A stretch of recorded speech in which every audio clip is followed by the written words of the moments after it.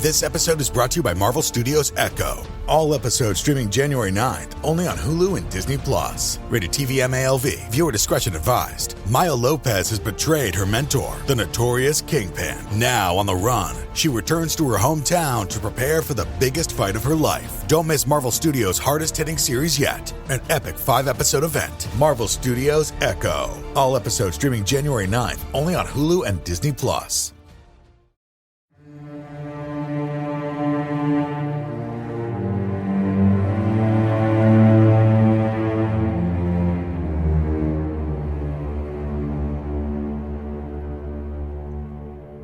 Hello, and welcome to Scare You to Sleep. I'm your host, Shelby Scott. In case you missed it, I released a new guided nightmare on Tuesday. Yay! It was my favorite one yet, and I really hope you guided nightmare fans enjoyed it. I got kind of experimental, and I hope you liked it, because I liked it. And the theme is definitely going to be a thing in the future, if you get my drift. I don't want to spoil it if someone hasn't listened yet. Not that there's a huge spoiler, but you kind of sort of start to realize some stuff. Anyway, I'll go into it at a later date. That way I can wait for everyone to catch up, for those who haven't caught up yet. But let me know what you thought about it.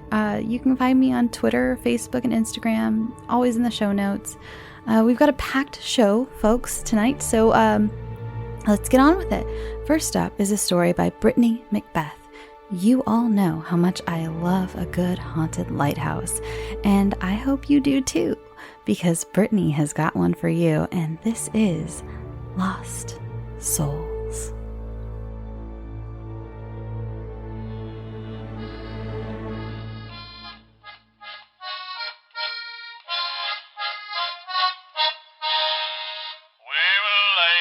Surrey dock one day, the mate knew that it was time to get underway. Stormy weather, boys, when the wind blows our barge will go. He's homeward bound, but he's out of luck, 'cause the skipper's off drunk in the dock and dock. Stormy weather, boys, when the wind blows our barge will go.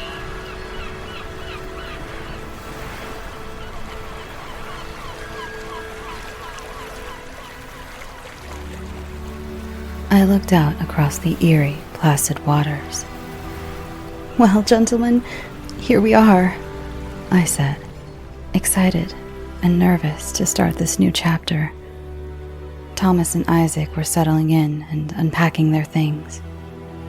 "I never envisioned myself becoming a lighthouse keeper," Thomas replied. "How hard could it be?" questioned Isaac. We had only met each other on the boat ride in. I didn't know their past, and they didn't know mine. Hell, we were only on a first-name basis at this point. We finished putting away what belongings we could fit in our small bags and headed out to investigate the terrain surrounding the lighthouse. Jagged rocks outlined the perimeter, and the lighthouse itself sat on a cliff. To describe it as dangerous would be an understatement. The view, however, was breathtaking. The ocean was oddly still and could be seen for miles. It was almost hypnotic, allowing thoughts I was trying to bury to resurface.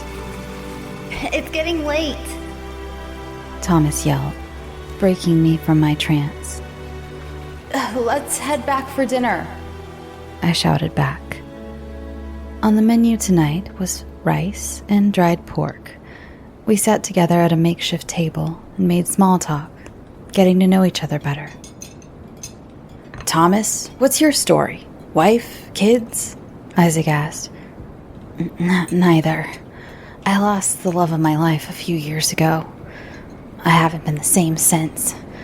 I can't bring myself to move on." Thomas hung his head. "You aren't alone there. I just found out my wife has been having an affair for at least the last few months, and that the baby I thought was mine is most definitely not," Isaac said. shoveling rice in his mouth. "What about you, Ben?" Thomas asked me. I froze. I haven't talked to anyone about my past, let alone to people I just met on a boat. Actually, it's bizarre how we all have suffered trauma in different ways. I lost my whole family in a rowboat accident. They drifted out too far while a vicious storm was rolling in. I tried so hard to get to them, but there was nothing I could do, I swear.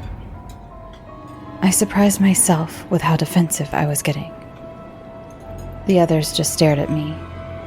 Trying to conceal my trembling hands, I cleaned the few pieces of pork I still had on my plate and excused myself from the table.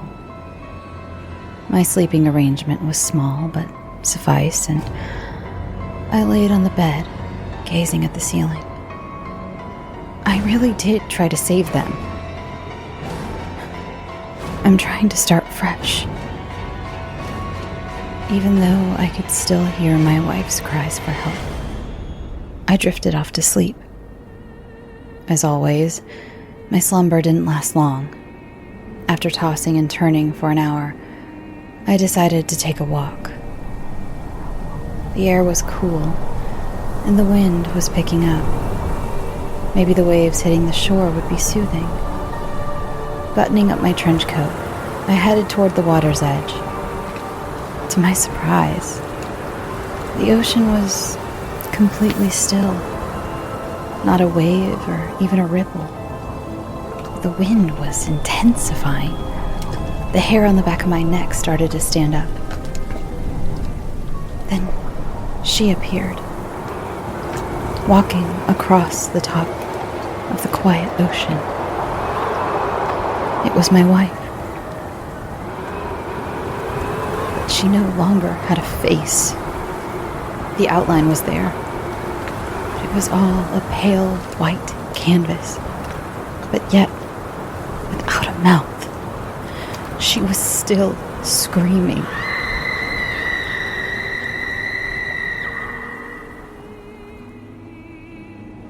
I awoke the same way I always do, in a sweat from another nightmare. It was part of my routine at this point. It's been 2 years since the accident. I thought taking this job would feel rewarding, like somehow if I could do my part to save others out here, that I would feel better about not being able to save my family. So in a way, I was excited to start this job, to maybe silence the voices that haunted my dreams, to maybe forgive myself. As I walked outside, I realized there was a storm rolling in. Great. This was it. Testing us to see if we could handle this job or not. The three of us strapped down anything we thought could be taken by the wind and made sure we were on high alert to warn any ships out there. As the night passed, the wind howled, and the water still didn't so much as ripple. Thomas and Isaac didn't question it, so I just kept this observation to myself. Throughout the storms, we ultimately saved some ships from wreckage, risking our lives for strangers. But the voices didn't stop. The nightmares didn't stop. All three of us were damaged. Lost souls just trying to feel whole again. Days passed, then weeks, then months. The isolation on this island was harder than expected. We did our best to be good to one another, but being stuck with the same people for months at a time was getting to all of us. Things started to fall off the rails the night that Thomas walked into the cold, motionless ocean. Thankfully, Isaac and I caught him and convinced him to come back to the lighthouse. I have never seen a man's eyes look the way his did. So empty and unemotional. He told us there was a lady in the water, beckoning him to follow her into the icy depths. The craziest part was that he claimed that this woman looked just like the love that he had lost. He was so adamant that it was her. Thomas wasn't the same after this incident. He barely ate and didn't rest, just pacing the shoreline, looking for his love. We chalked it up to just hallucinations until he took his life. I mean, we can only assume. Yet again, he was convinced he saw this woman out in the ocean, and he left in a rowboat, vanishing into the night. There was nothing we could do to stop him. He threatened to harm us with a knife. In his deranged state, there was no way he made it to his desired destination. It was almost like this lighthouse was cursed. Like the souls we couldn't save, or the ones we had lost, were calling to us, taunting us. Isaac fell to the madness next, kept claiming he heard a baby crying every night. I tried to reassure him it was only the wind. We've had so many storms, yet the waters lay still. He too became distant. I found him, floating, face up, eyes black, along the rocky shoreline of the island. I assumed he drowned. When I radioed out, dispatch said they wouldn't be able to reach me until the morning because of an anticipated storm, and that I would have to ride out the night with my dead co-worker's body. That night, the voices got louder. The wind was screaming.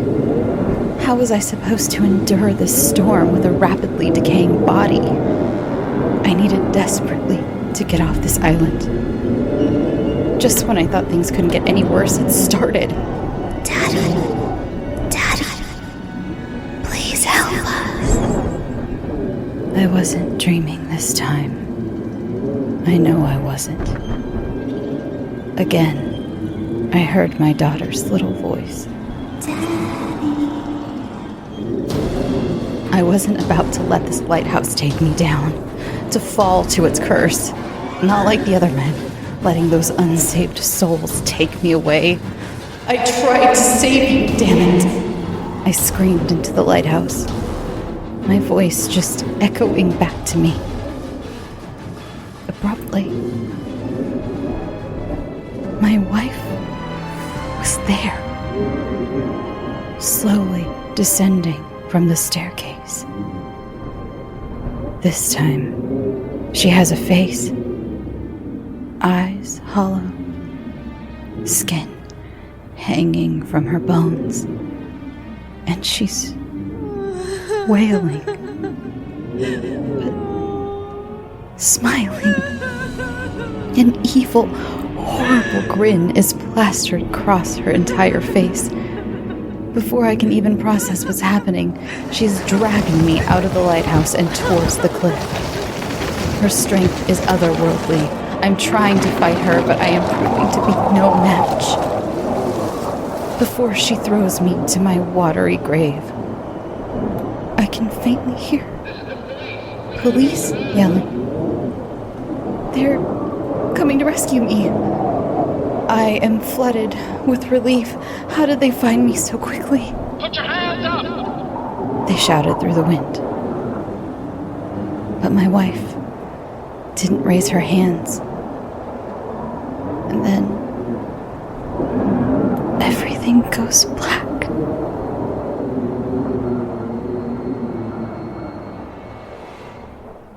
I awoke in the hospital, grateful to have survived.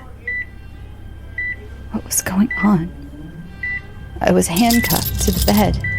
I screamed for the doctor. There was clearly a misunderstanding. Doctor, what the hell is going on here? The doctor came in and curtly asked me what I remembered.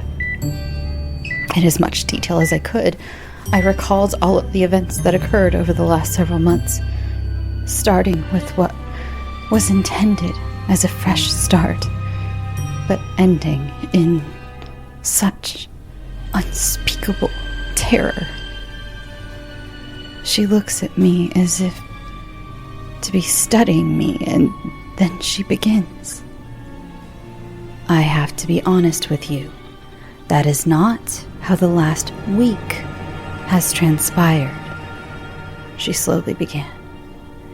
You see, Ben, you had a psychotic break 2 years ago and murdered your entire family.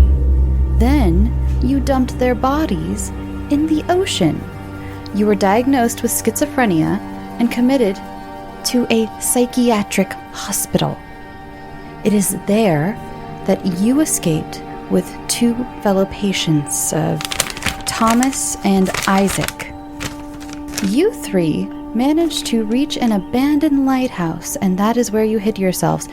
Ben, you murdered them too.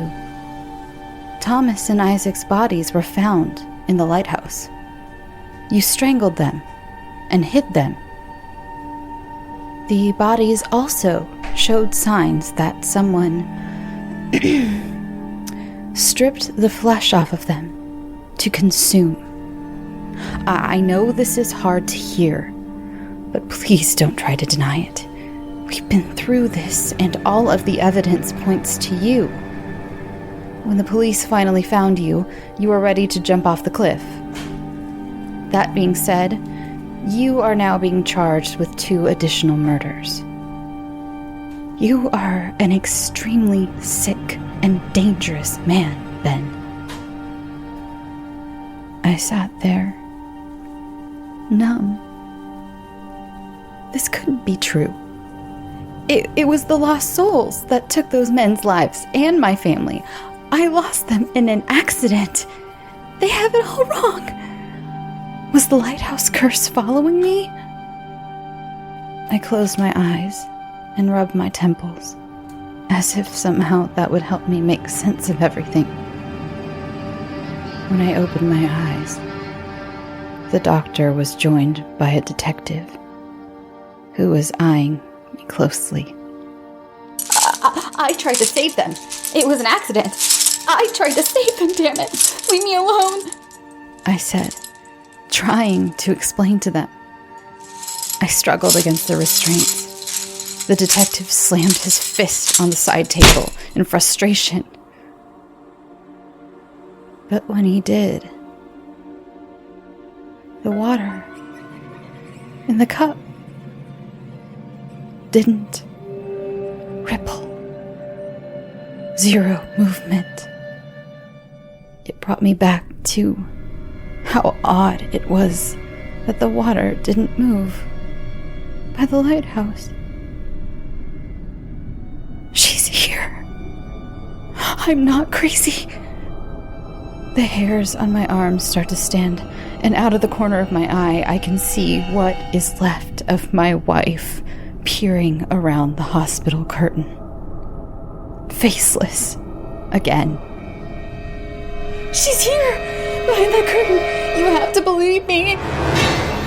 I screamed at everyone in the room, desperate for her to stop tormenting me. Security was called. Then, darkness. Again.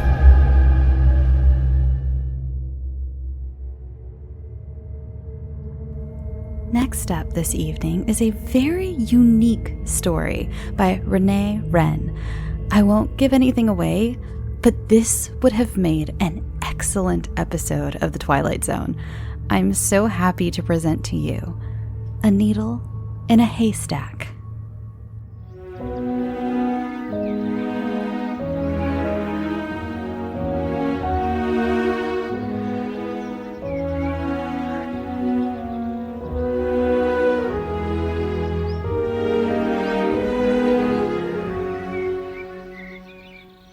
When I was a little boy, my 2 best friends and I loved nothing more than to sneak into old Herbert's barn.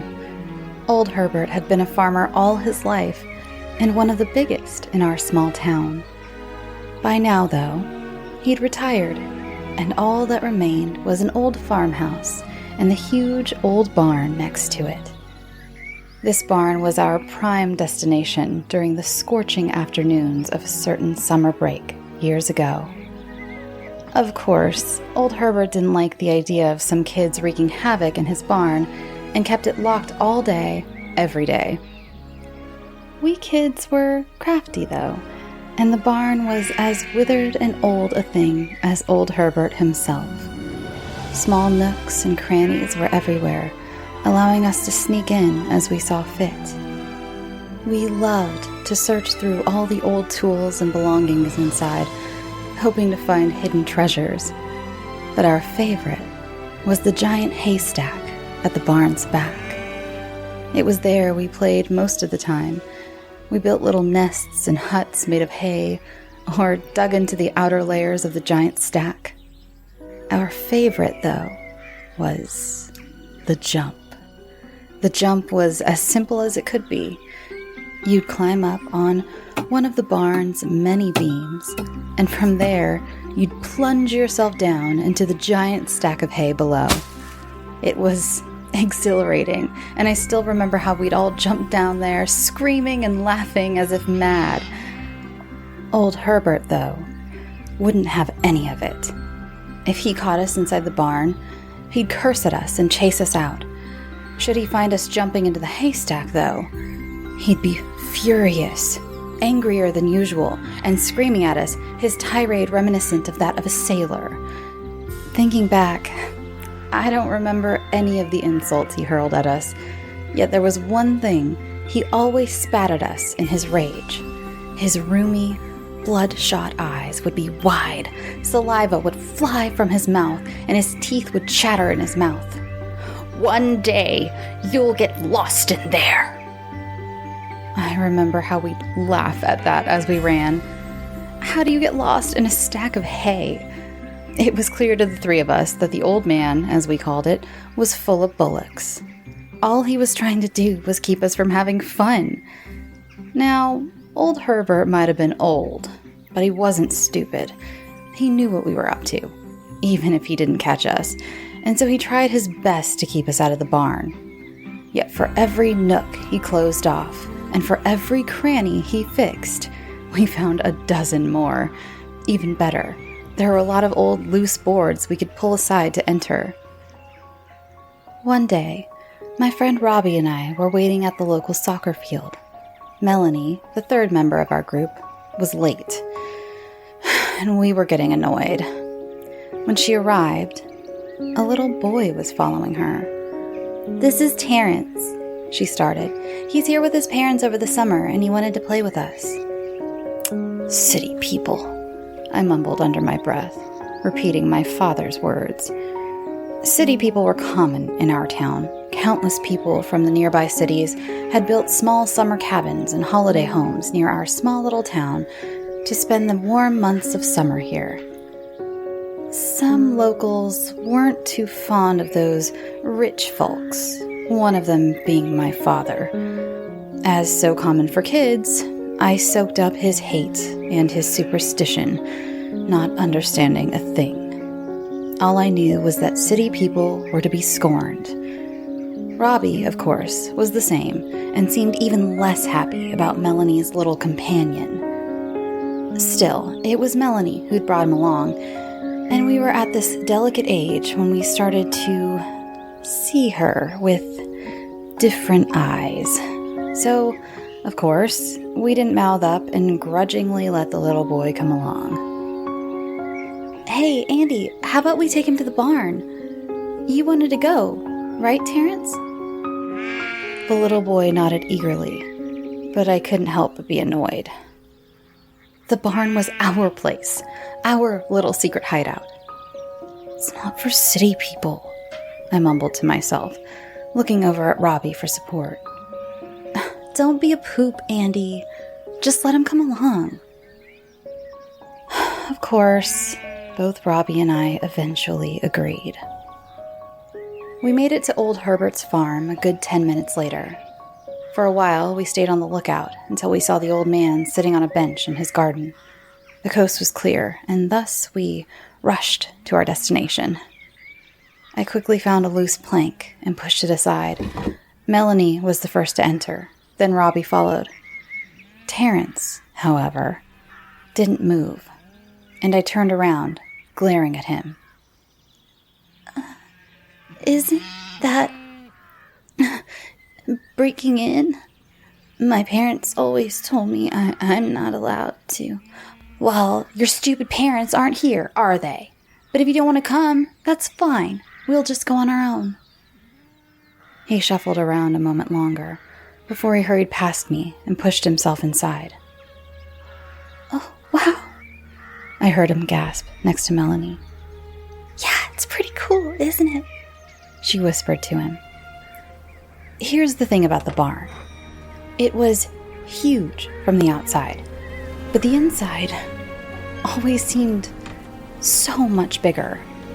Now, of course it wasn't, but it seemed like that because of all the things the old man had accumulated in there. For a while, we snuck around as usual as Melanie laid open the many secrets and mysteries hidden inside the barn to our young visitor. To be honest, I didn't like it one bit. She even showed him the little hideout we'd made from the hay bales at the right side of the barn. After a while, I was too annoyed to just go along with this anymore. How about we do the jump? I asked in a loud, excited voice. What's the jump? I heard Terrence's high-pitched voice pipe up from inside the hideout. The jump, I started in the most official voice a 12-year-old can muster, is a jump from the beam into the haystack over there. As I said this, my finger wandered to the beam we usually jump from. But then, it continued onto a different one, the highest one, near the roof of the barn. From the highest beam in the barn, I added with a smirk on my face. Robbie answered me with a smirk of his own. Yeah, a jump from the very highest one into the hay down below. Hey, that's not... Melanie started, but I cut her off right away, relishing in my new position of leader. Anyone who wants to be a part of our group has done it. It's our official initiation. You want to be a part of the group? You have to do the jump. Otherwise, you can't play with us anymore. Stop being a dick, Andy, Melanie called out. My eyes wandered to the little boy. He wasn't listening anymore. Instead, he was looking at the haystack and then further up. His eyes went higher and higher before they came to rest on the highest beam of the barn. I could see his eyes grow a little wider, could see him gulp, but then he nodded. Getting up there was easy enough. We found one of old Herbert's huge ladders, propped it up against the beam, and ascended. It took no longer than 5 minutes for all 4 of us to make it to the top. You don't have to do it, Melanie whispered at Terrence. I grinned. Yeah, you can just go back home to your parents and stay with them at their cabin. No problem. Yet, Terrence didn't react. Instead, he stared down at the giant stack of hay below. Well, what's the matter, little baby? Not gonna jump? I called out to him with the biggest grin on my face. He didn't answer, though.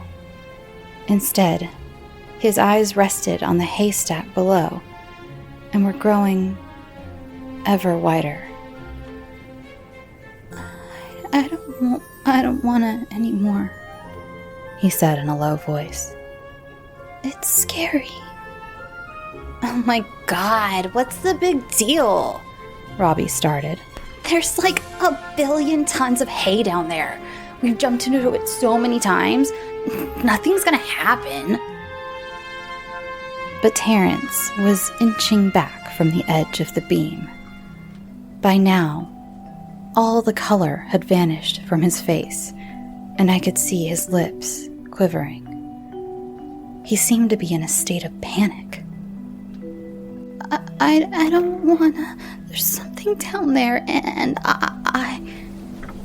But his words trailed off. Robbie had gone forward and given him a push, annoyed at his lack of courage. For a moment, Terrence was balancing at the edge, grabbing at the air in front of him before he fell backwards. His scream cut through the air. It was a high-pitched shriek filling the entire barn. I saw his wide eyes, his terrified face, before he was swallowed up by the hay. His scream cut off the moment he vanished, and silence descended upon the barn. Robbie and I were laughing our asses off at his terrified expression, while Melanie called us stupid. Eventually, our laughter ebbed away, and we kept staring at the hay below. Hey, where'd you go, city boy? Come on, you can come out now. Terrence, are you okay? Melanie called out as well. Good work, Pipsqueak.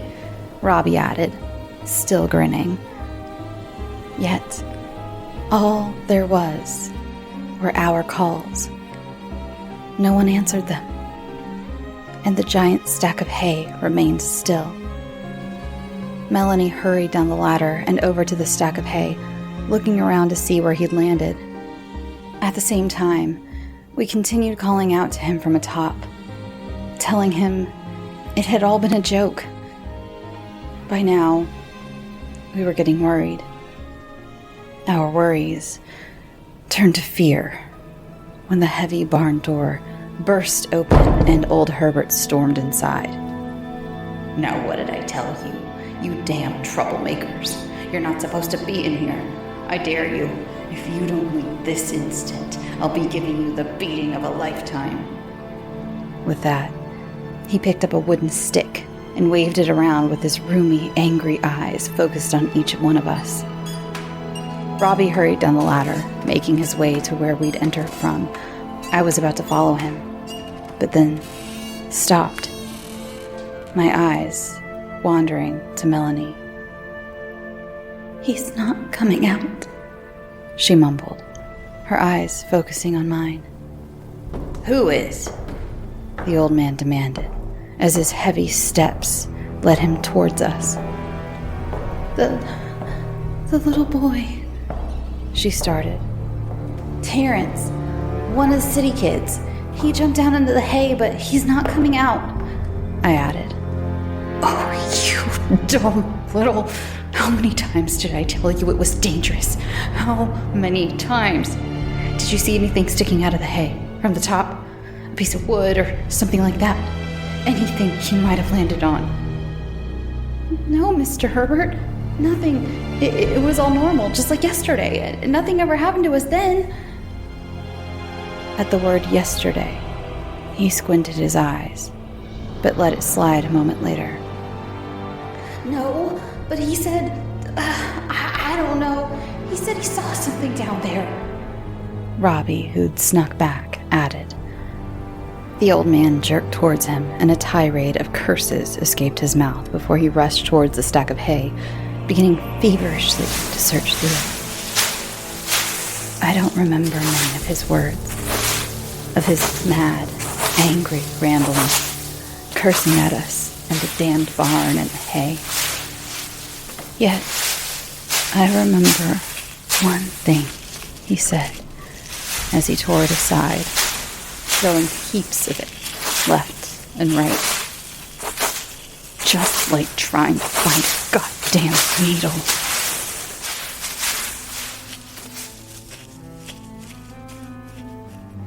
It wasn't long before the old man realized he couldn't do this alone.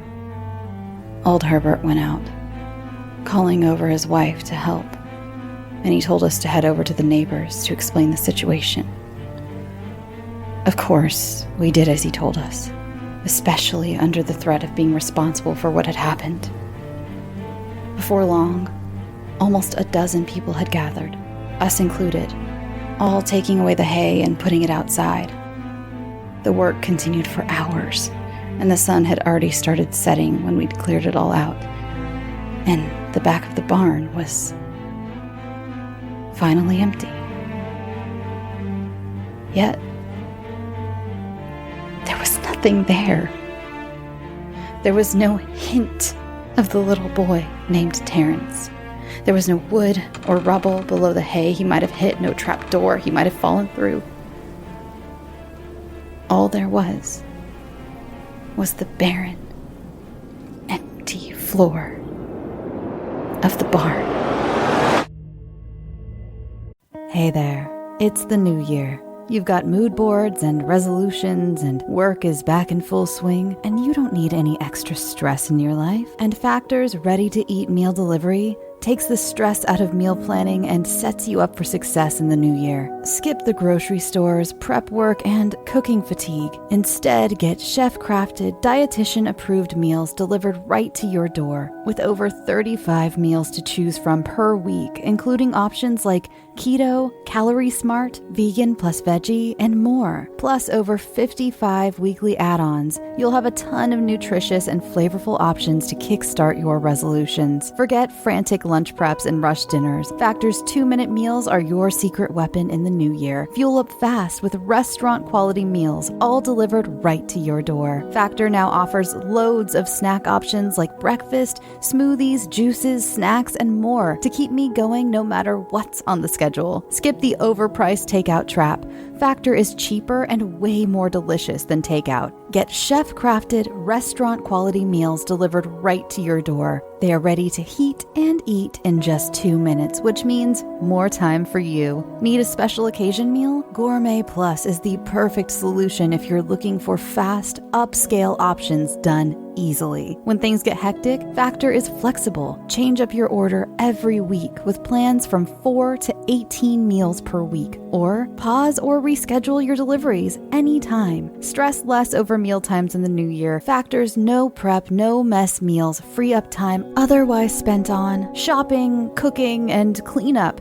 No more wasting time in the kitchen. Not only does Factor offer fast, simple solutions when I'm too busy to cook, they also help me stay on top of my goals. With offerings like Protein Plus and Keto, I can stay on track. This is definitely going to come in handy for my New Year's goals. Factor has everything I need for a week of flavorful, nutritious eats. In addition to ready-to-eat meals, they have cold-pressed juices, smoothies, energy bites, extra protein, veggie sides, and more to keep me energized during frantic times. Head to factormeals.com/scareyoutosleep50 and use code scareyoutosleep50 to get 50% off. That's code scareyoutosleep50 at factormeals.com. As many Scary to Sleep fans know, I've been going through a lot of changes in my life. And one thing I've been doing is getting my finances much more organized, and that includes paring down some of the subscriptions I pay for. It feels like everything is a subscription these days, be it for the gym or streaming services or music, the list goes on, and something that has helped me tremendously is Rocket Money. They not only helped me cancel subscriptions that were a pain to try to do myself.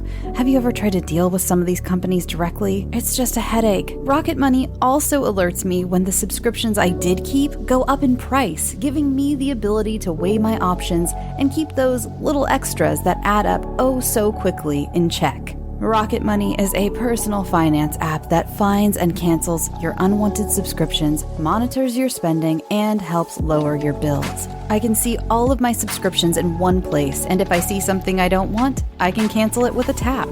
I never have to get on the phone with customer service. Rocket Money has over 5 million users and has helped save its members an average of $720 a year with over 500 million in canceled subscriptions. Stop wasting money on things you don't use. Cancel your unwanted subscriptions by going to rocketmoney.com/scareyoutosleep. That's rocketmoney.com/scareyoutosleep. rocketmoney.com/scareyoutosleep.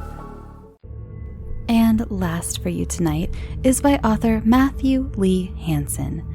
This story reminded me how much I've missed hearing crazy stories from absolute strangers while sitting at like a bar or something.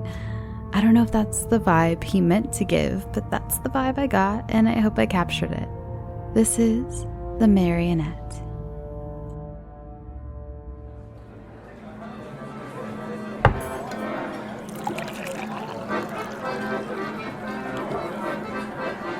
I had heard from various mutterings in the horseman's arms that he'd found the corpse slumped in a heap on the ground. Naturally, many had automatically made the unfair assumption that he was blind drunk. But I, not so. I knew the esteemed gentleman somewhat and decided to investigate the matter personally. At the time of the discovery, the sun had set and a cold mist had arisen from the earth, appearing over the horizon. She was dead, badly beaten, apparently. Oh, how frightening it must have been for her, and how misfortunate was he to have been the poor soul who happened to stumble by, literally, perhaps. So, with a hastened interest of which I cannot yet explain, I became hastily attentive and ready for every word my colleague had to say. And soon I was in his company, listening with bated breath on every word. On closer inspection, her body had settled, or purposefully left, I dare say, in the most unforeseen fashion, as though someone had maneuvered her like a marionette, studying the way her limbs were just sporadically placed about her. I wondered naturally what on earth had happened. The body had laid to rest not far from a huge barn, one of two, in fact. The house it belonged to was approximately 50 yards away from the barn, so it was doubtful that anyone would have heard the young woman scream. The assumption relating to her current state, you understand. My colleague knew the owners of the farm the barn was situated in. Not too well, mind, they were more acquaintances. It used to house straw, though he was no longer sure in recent times. He proceeded to inform me of his struggle. There was a strange eeriness in the atmosphere beginning to form around me. I could sense it, a strange feeling of, well, I was going to say someone, but more a realization that something was watching me, as though it had been expecting me. The bloodstains were beginning to dry and stain the gravel surface. A disturbing picture, I'm sure. If I hadn't known any better, I swear I could see dark shadows forming around the body. But the night was drawing in, and I couldn't be sure. A decision at that point to step back against the wall of the barn, exercising caution, seemed practical. I crouched low, believing my attendants to be hidden from unseen danger, thinking of what to do next. I felt trapped. Why didn't I just walk away, I hear you ask? Why, indeed. You see, the thing was, I couldn't. The soles of my feet were anxiously fashioned in situ, hastily looking to the ground, expecting some immediate inspiration to appear, but then, in the corner of my eye, a singular movement. I raised my head with a dubious sense of dread, staring hard into the dark. I couldn't remember how long I had been there. It only seemed like minutes. But to my horror, as clear as day, a large, blackened mass, taking a human-like form. It was huge. It must have been 8, 9, or 10 feet tall, and 2 or 3 feet wide. Well, it wasn't human. A complete and final impossibility. It must have come from the woman's body, I thought. I began to rise, blocking out any too little light I had, bringing an awful smell.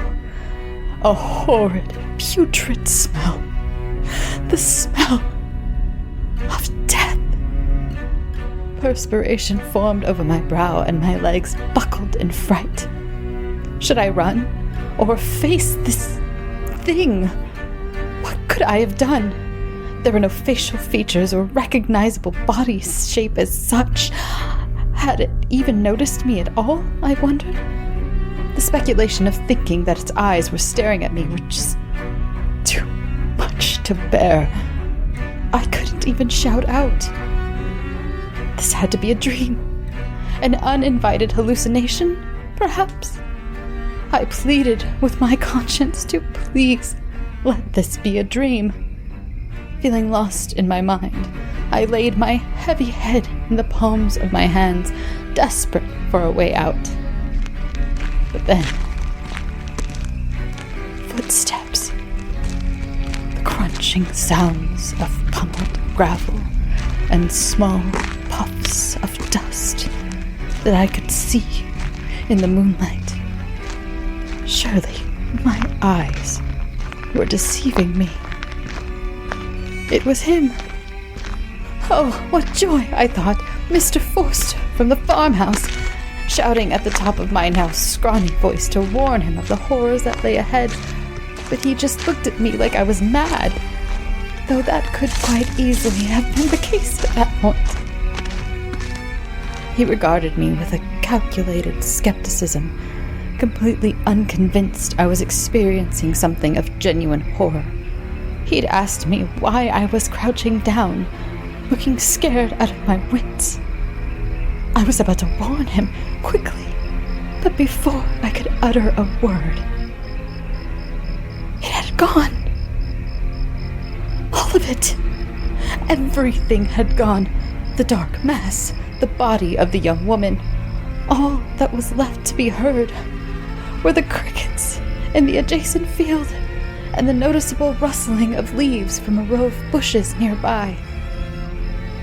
By now, I was confused and feeling very ill.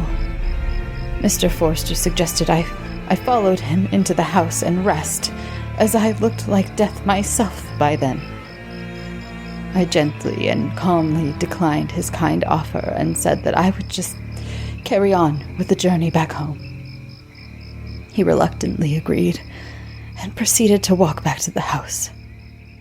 Tilting my head back, I took a couple of deep breaths and mopped my brow.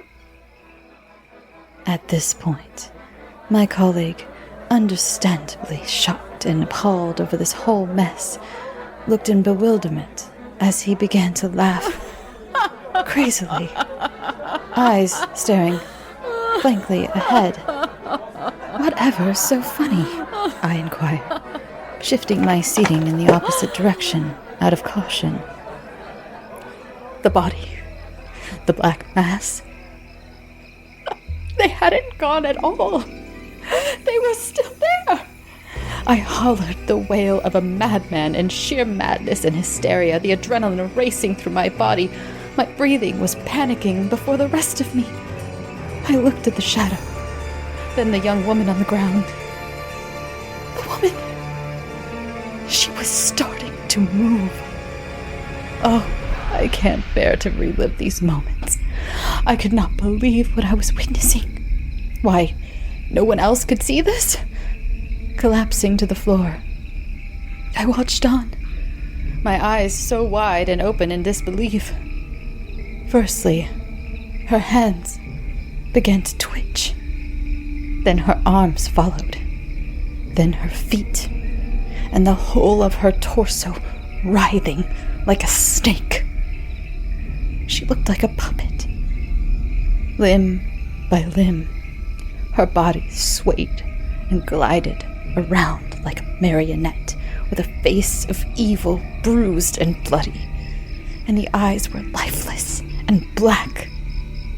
She had been murdered, that was certain, but not by anyone or anything. living. This had to be down to the dark shadow. But what was it after? And why was I suddenly a part of it?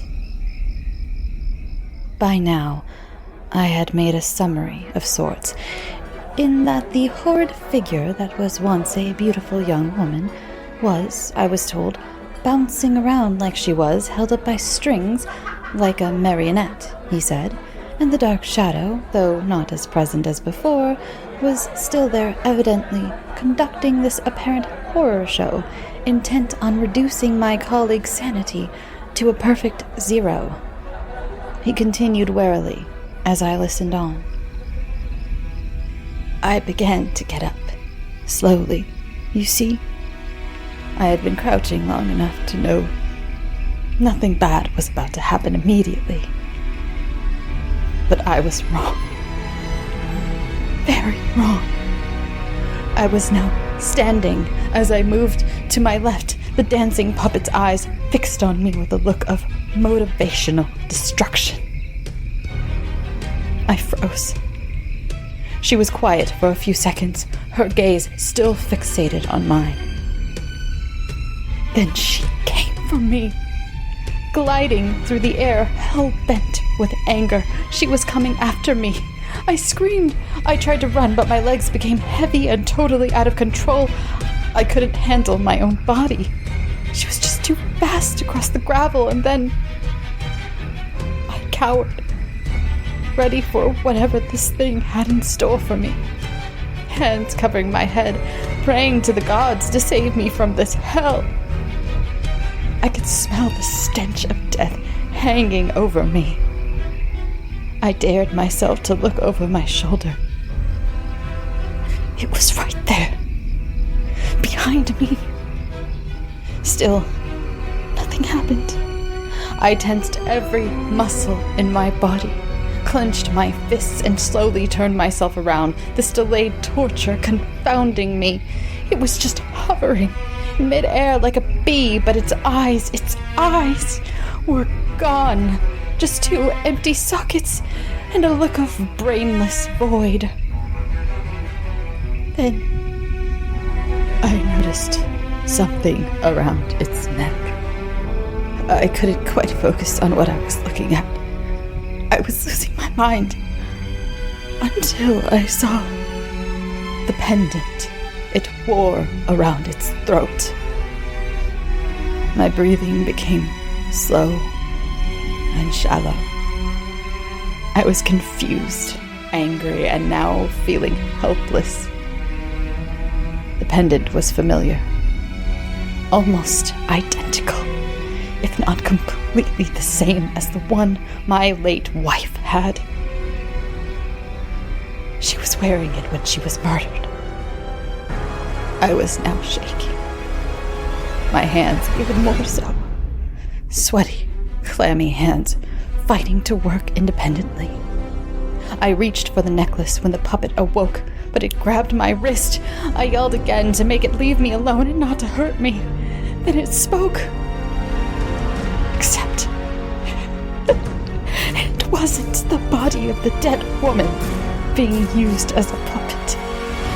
It was the dark mass. It was inside of her. The words it uttered, I thought, was the end of my life, there and then. And at that moment, I lost who I was. I would never live the rest of my life now. Or at least that's what it felt like. The voice it spoke was instantly familiar to me. The shadow was my dead wife, who was murdered by me. The feeling of revenge, they say, is sweet. Then it, between two people, leaves nothing to trade. She controlled him until the very end, taking his mind, soul, and existence, just like he did with hers. Sadly, shortly after he was found dead, Oddly, in the same place he'd experienced this demonic hallucination, if that's even what it was. No one will ever know how either party died. Maybe that's how it was supposed to be. All right, everyone. Thank you so much to my authors. Thank you, thank you, thank you. I had some great stories this week. Thank you to all of those who are listening. Thank you to all my new listeners. We've gotten a lot of new people in the Facebook group. That's really cool. I'm so glad. You all are really, I don't know, you're so active. It's awesome. I love seeing all your memes and stuff. And I just put up a poll about cake or pie because, I don't know, it's fun. It's a fun little group. I don't have much to ramble about this week. So, follow the show on Twitter, Instagram, Facebook. There's a Reddit page. I don't check it. So I don't know, you feel free to make it active though. It's just really inactive and I don't look after it. But I think that's how people prefer Reddit pages. I remember back when I listened to the Adventure Zone a lot. I don't know if you've heard of that. I remember that people got a little squirrely when they found out that Travis McElroy was actually checking the Reddit pages, and they were like, "Oh no, he actually looks here. Let's be good." And they kind of buttoned up. And I don't want you guys to have to button up, so just have at it. I don't really check it. So, oh, there's a Discord too, where you can all talk to each other. That's fun. Sometime when the pandemic is over, even if it's next year, I really want to have a meetup or something. I don't think I'm big enough for a live show. That would be cool. That'd be so cool. I have ideas. Very expensive ideas because I'm thinking holograms and stuff. But anyway, I don't think I'm big enough for a live show, but I would love to do a meetup sometime in some big city. That'd be neat. Oh, I said I didn't have anything to ramble about, and look at me rambling. Anyway, I didn't bake anything this week. Did I? No, I didn't. I drank a lot of water this week, though, and so should you. If you haven't, then, keep up with that. I like you. I want you to stay healthy and hydrated, because, again, I really like you. Yeah. Again, give me feedback on the Guided Nightmare. I'm feeling kind of weird about it, because I don't know, I feel like it was way more experimental, and so I'm feeling insecure. So just let me know. Yeah, I'm gonna go now. I have some Stardew Valley to play. Yep. Alright, go get some sleep. Sweet dreams.